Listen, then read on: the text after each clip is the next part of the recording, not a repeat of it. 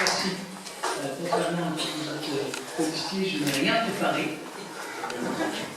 Mais je vais essayer. Bon, en fait, on va essayer d'être pragmatique, réaliste.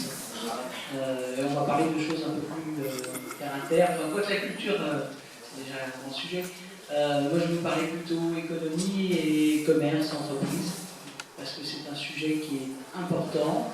C'est le seul moyen, en fait, de développer une ville, parce que faire une ville dortoir comme Gagninet, avec pratiquement 15 000 logements, 300 commerces, aucune moyenne surface, aucune grande surface, une taxe professionnelle atome d'1,6 million, c'est même pas la moitié de la petite ville de Seine-Saint-Denis, hein, si on prend une ville à côté, c'est 1 million, 3 millions.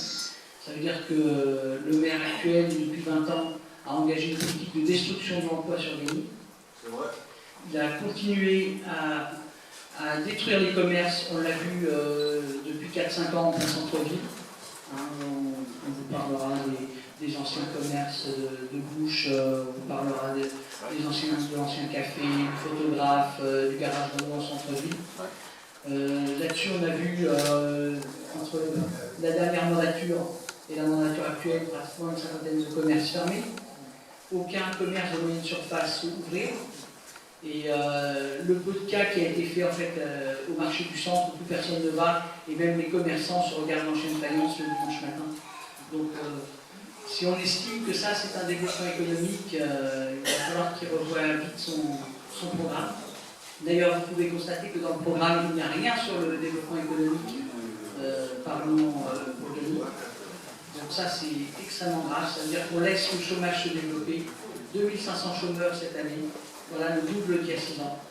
Alors je veux bien qu'il y ait la crise économique en France, mais enfin, moi qui viens d'une entreprise qui crée de l'emploi, je suis quand même subjugué par le peu d'efforts que fait notre maire actuel. Je vais vous parler aussi des finances. Alors les finances de la ville, bien sûr, on n'est pas des spécialistes ici des finances publiques, mais tout le monde sait que dans son foyer ou dans son entreprise, un crédit c'est un crédit, et quand on rembourse un crédit, qu'on rend l'emprunt plus l'année suivante, eh ben, on endette encore plus la ville pour les années qui viennent. Et ça, c'est pas de la gestion, c'est de la mauvaise gestion. On n'emprunte jamais pour de la gestion et on emprunte uniquement pour de l'investissement. Car vous achetez une voiture, c'est un investissement. Vous payez vos impôts en empruntant, c'est de la mauvaise gestion, c'est des dépenses de fonctionnement, et on n'emprunte pas pour payer des dépenses de fonctionnement. Voilà, c'est tout simple, il ne faut pas chercher plus loin. Et on a plein d'idées, nous, pour remettre en marche toute cette ville. Il faut nous donner les moyens, et j'espère que les Gabiniens et Gabiniennes comprendront que nous sommes prêts à y aller et à engager vraiment dès le 31 au soir la ville à remettre sur la règle. Voilà.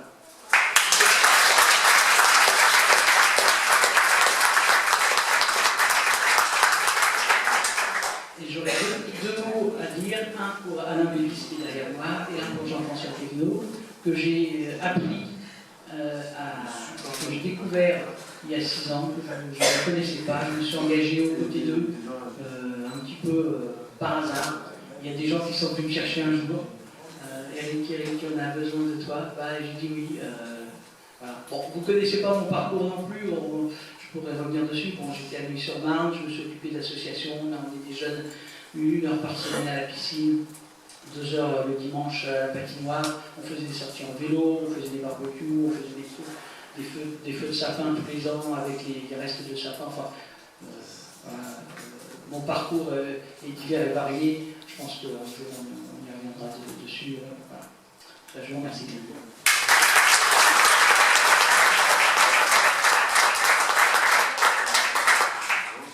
Je remercie beaucoup Eric, parce que c'est vraiment un vrai combattant. Un vrai combattant pour le changement à Gagny. Maintenant, je vais laisser la parole à la personne que vous attendez tous, c'est-à-dire... Il y avait aussi un autre orateur, mais qui s'est désisté pour des raisons personnelles. Voilà. Et donc, c'est pour ça qu'on va passer directement à toi. Jean-François Bellon.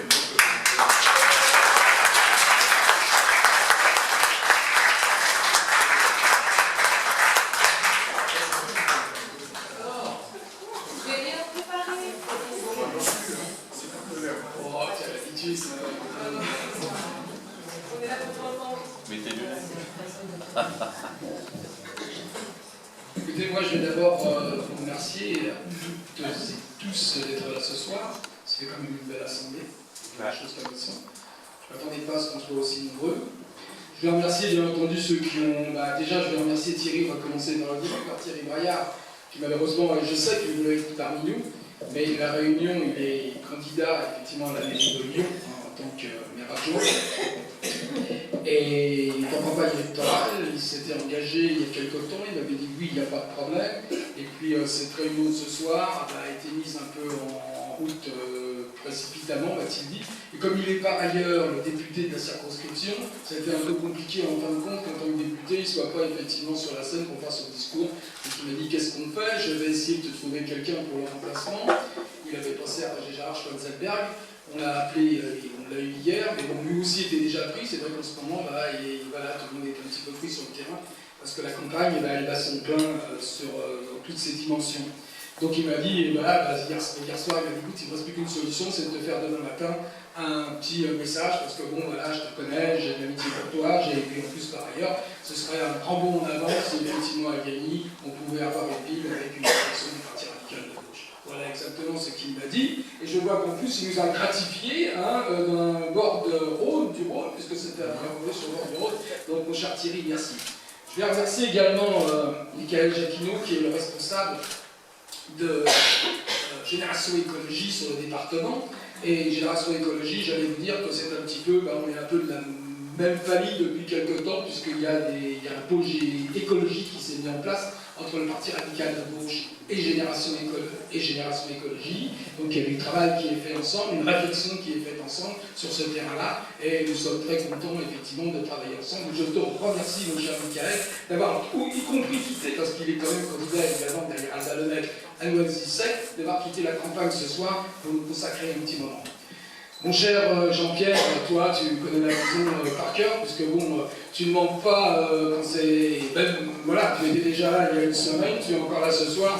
Voilà, tout le monde sait que c'est un véritable hussard de la République, toujours présent, secrétaire de notre fédération, du Parti radical de gauche, et je te remercie vraiment du fond du cœur d'être là ce soir. Je vais en profiter pour remercier Alain, parce qu'Alain, vous voyez, il a toujours... voilà, c'est lui qui prend la parole, c'est lui qui... fait un peu le monsieur loyal dans toutes nos réunions publiques, et il fait ça avec beaucoup de talent, et je te remercie aussi mon cher Alain. Et je vous remercie tous et toutes, je remercie bien entendu les militants du Parti radical de gauche, mais je remercie tous ceux qui aujourd'hui peut-être rencontrent effectivement ce parti entre autres, mais qui en fin de compte ont accepté par ailleurs d'être avec nous pour constituer cette liste dans un moment très particulier à Gagny. J'avais préparé un certain nombre de choses, mais je vais peut-être commencer. Non, je vais réintégrer. J'ai bien entendu préparer une petite intervention, parce que vous savez bien, quand je commence. Ah oui, j'avais oublié, je vois Lydia qui sourit, j'avais oublié encore une dimension. Ce qui est sympa, c'est qu'en fin de compte aujourd'hui, oui, tout le monde a eu la parole, je veux remercier Laetitia, qui pour la première fois a été très très inquiète, surtout que je l'ai vraiment prévu à la dernière minute, en me disant il serait bien quand même que la jeunesse soit représentée, est-ce que tu acceptes? Alors elle me dit je sais pas, on va voir, et puis en fin de compte, tout en est très très bien sorti, c'est bien, je te remercie. Elle me dit c'est la première fois que je vais parler en public, est-ce que tu crois que... Mais voilà, c'était super. Je vais remercier bien entendu, je suis tout à fait mais tu me connais, Lydien, la phrase sur Saint-Exupéry qui me touche beaucoup, tu imagines bien que je me reconnais, comme l'a dit Alain, tout à fait sur la manière dont tu as présenté les choses. Il fait beau aujourd'hui, et puis en plus c'est un jour exceptionnel puisque aujourd'hui c'est le printemps doublé, et j'ai appris ça ce matin parce qu'on a l'habitude de fêter le printemps, mais j'ai compris que cette année il y avait quelque chose encore plus que le printemps, puisqu'on appelle ça la journée du bonheur. Et bien le premier bonheur que j'ai ce soir, c'est d'être avec vous. Et le second grand bonheur que j'espère, comme vous, j'espère, c'est que nous partagions une belle et grande victoire le 30 mars prochain. Pour cela, il faut unir nos efforts de conviction pour être en meilleure position lors du scrutin de dimanche prochain. Le changement, c'est à cette condition. Nous voilà donc réunis de nouveau ce soir pour une nouvelle rencontre à 24 heures de la fin de campagne pour ce dernier tour des élections municipales. C'est effectivement demain soir à minuit que va se clore la campagne pour laisser à chacun de nos concitoyens la réflexion nécessaire pour pouvoir dimanche apporter leur voix en toute connaissance de cause à la liste de leur choix. Et tu as raison, Michael. C'est pas parce que demain c'est la clôture de la campagne officielle qu'il ne faudra pas continuer à porter la parole nécessaire pour récupérer le maximum de voix. Les médias s'appuyant sur la situation politique actuelle, faite d'affaires plus ou moins nauséabondes, d'enregistrements, mais aussi d'écoutes qui, si elles se révélaient exactes, ne seraient pas particulièrement enchanteurs pour notre démocratie, nous prédisent le rejet de l'utilisation du bulletin de vote par nos concitoyens, c'est-à-dire un fort taux d'abstention.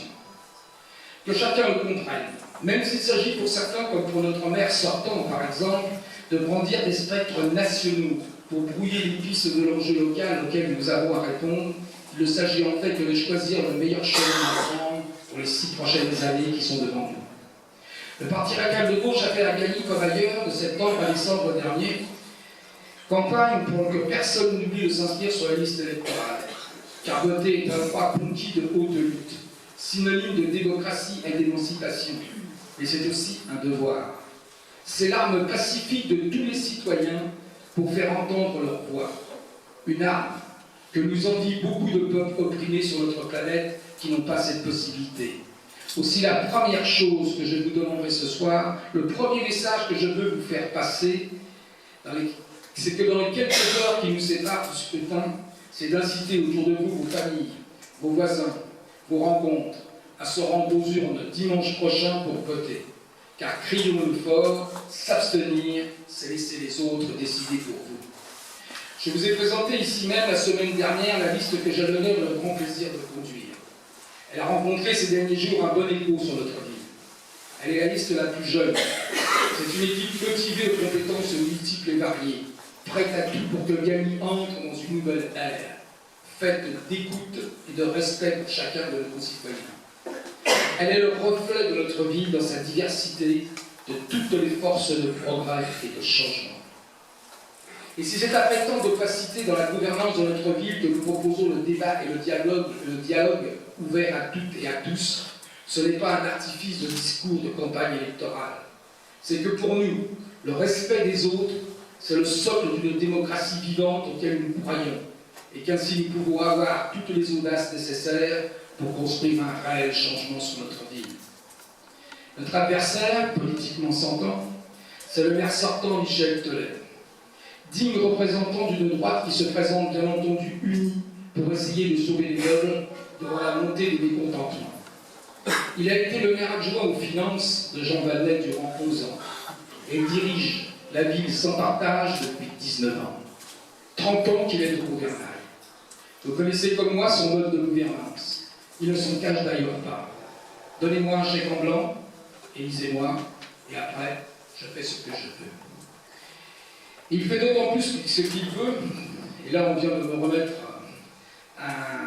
le tract des dernières minutes auquel je répondais, où il parle de, pour dire les choses comme ils sont, jusqu'à maintenant il m'avait un petit peu oublié dans cette campagne. J'en étais à la fois étonné, mais je savais que le moment allait venir. Et il me titrait un digne successeur. Je vous lis, il y a 6 ans, M. Thévenot était le bras droit d'un candidat ou plutôt d'un aventurier aux méthodes de voyou. Aujourd'hui, il roule pour son propre compte. Pour autant, il a gardé les mêmes méthodes douteuses, en particulier avec les présences à ses côtés du responsable d'un bloc déjà condamné pour diffamation qui vomit mensonges et désinformation contre Michel Thollet et la municipalité. Perdu dans son délai de dénigrement du maire, rappelons-lui ce qu'il a écrit dans son livre page 133 il y a quelques mois en parlant de M. Thollet. Tout son parcours démontre qu'il est une personnalité honorable, intègre, qui a toujours tenté d'œuvrer au mieux pour le bien de la ville. Eh bien oui, M. Thollet. Oui, M. Thollet, nous ne sommes pas, je ne suis pas, contrairement à vous, je suis un républicain, et j'ai du respect pour qui que ce soit, et y compris pour vous. Je n'ai rien à dire, jusqu'à maintenant vous n'avez pas de condamnation particulière, donc je pense que par ailleurs, depuis le nombre d'années que vous êtes élu, vous êtes certainement une personnalité honorable, je ne retire rien à ça, mais qui a toujours tenté d'œuvrer au mieux pour le bien de sa vie. Je le pense aussi, je le dis, tenté d'œuvrer, ce qui ne veut pas dire qu'en fin de compte qu'il ait réussi à bien œuvrer pour le bien de sa vie.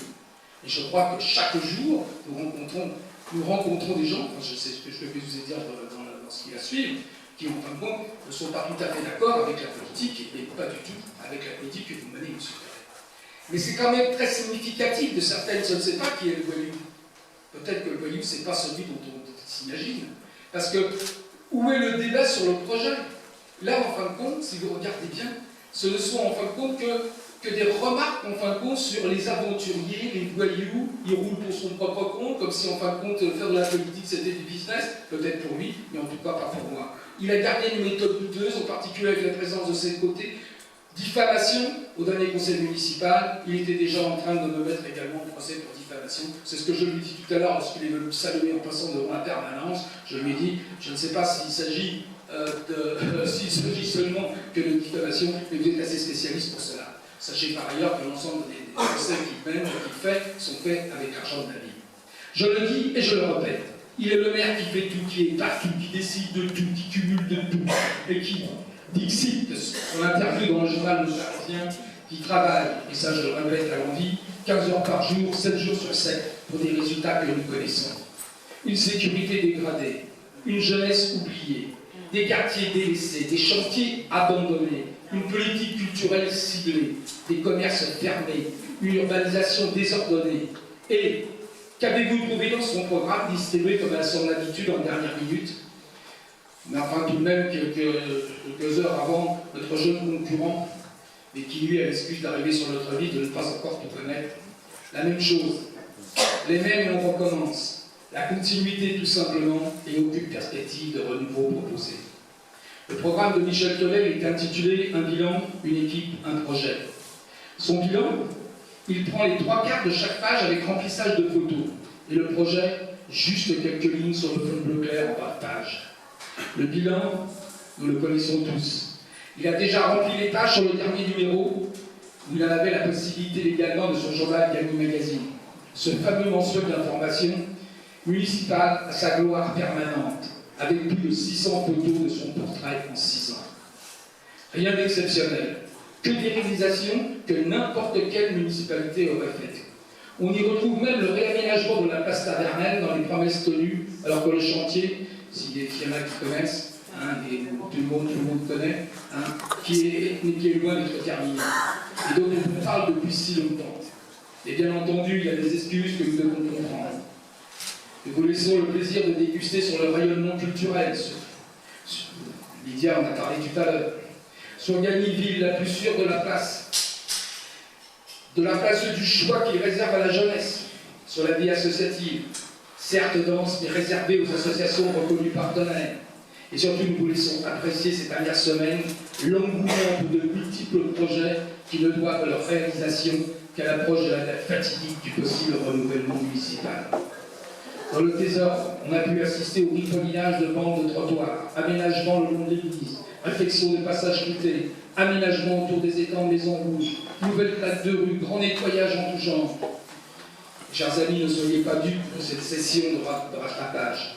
Vous constaterez entre autres pas un mot sur la mise en application des nouveaux rythmes scolaires, ce qui devrait quand même intéresser une grande partie des parents. Ce devrait, n'en doutons pas, être une mauvaise nouvelle après les élections. Et puis nous avons les quelques lignes de son projet, qui est, je cite, « éclairé par vos suggestions et vos observations formulées lors de multiples rencontres. » De qui se moque-t-il? 2 séries de rencontres en 6 ans, dont une obligatoire pour le PLU. Nous apprenons que le quotient familial sera mis à plat. Voilà 13 ans que je suis au conseil municipal. Voilà 13 ans que je suis au conseil public et je demande que cette pratique égalitaire soit réellement prise en compte. Eh bien, nous nous félicitons. Il n'est jamais trop tard pour le faire. Plus loin, maintien des aides aux associations sportives. Là encore, de qui se moque-t-on? Qui peut penser la suppression de ces subventions qui sont l'essence même de la vitalité au service de tous? Poursuite de notre politique culturelle diversifiée. Un minimum d'intérêt démontre que l'offre est justement particulièrement ciblée et en rien diversifiée. Pour les seniors, il s'agit uniquement de maintenir les offres existantes. La solidarité, rien de nouveau. On va continuer. Peut-il en être autrement? Pour la politique d'animation, on va poursuivre en ponctuant de grands rassemblements conviviaux. Certainement comme la grande fête de la musique que nous n'avons pas la chance de connaître à Gagny, puisque M. le maire sortant, ayant peur de sa jeunesse, préfère ne pas en organiser. Pour le cadre de vie, réapparaît le problème du parking d'intérêt régional de la gare du Chênay. Là encore, de qui se moque-t-on?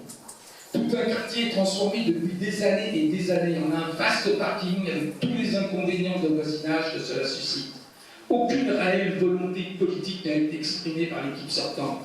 Et parce que nous évoquons, nous, un problème crucial de la vie quotidienne pour des milliers d'habitants de ce quartier, cette proposition, comme par hasard, vient d'être reprise sans vergogne. Pourquoi alors être resté si passif devant une telle situation?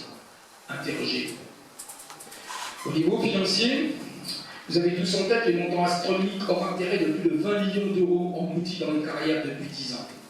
Des impôts qui dorment, dû au fait que le maire sortant s'était engouffré dans un projet sans aucune garantie, qui fut rejeté par le tribunal administratif et annulé après de multiples recours. Il n'a pas renoncé. Et comme il l'annonce dans son projet, il reste pour continuer le travail.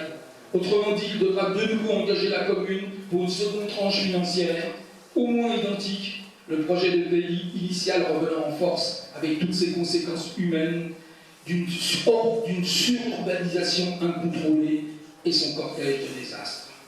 Je vais arrêter là mon décortiquage pour le projet de l'équipe sortante. Maintenir, poursuivre, nous continuerons, vous l'avez compris. Apporter sa voix à Michel Telet, ce serait, je le répète, la continuité. Une partie de la population opposée à une autre, des quartiers aux autres, beaucoup pour certains et pas assez pour d'autres.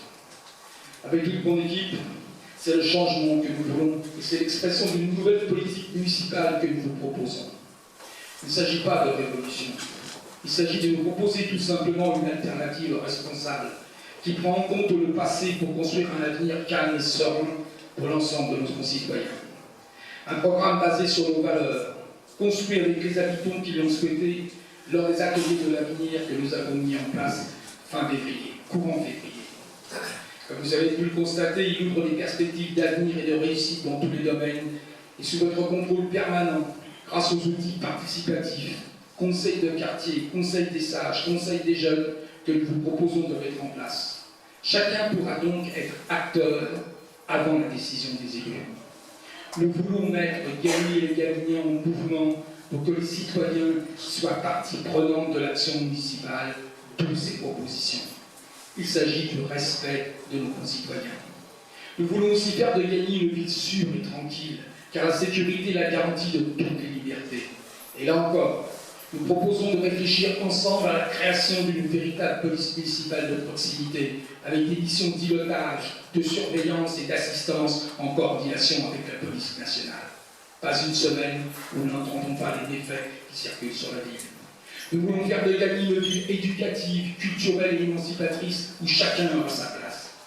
Nous nous engageons à réussir la réforme des rythmes scolaires, en créant notamment des parcours éducatifs cohérents sur le temps scolaire libéré, qui garantissent l'égalité entre tous les élèves et qui contribuent à l'éveil culturel, artistique, citoyen, écologique et à la découverte du patrimoine de notre ville et de notre région. La garantie, ce sera la mise en place d'une commission de suivi et de pilotage associant tous les acteurs et présidée par une autorité indépendante. Et les activités seront gratuites durant le temps scolaire. Nous avons prévu pour la jeunesse des espaces. Vous posez la question de la jeunesse tout à l'heure. Avez-vous un programme pour la jeunesse?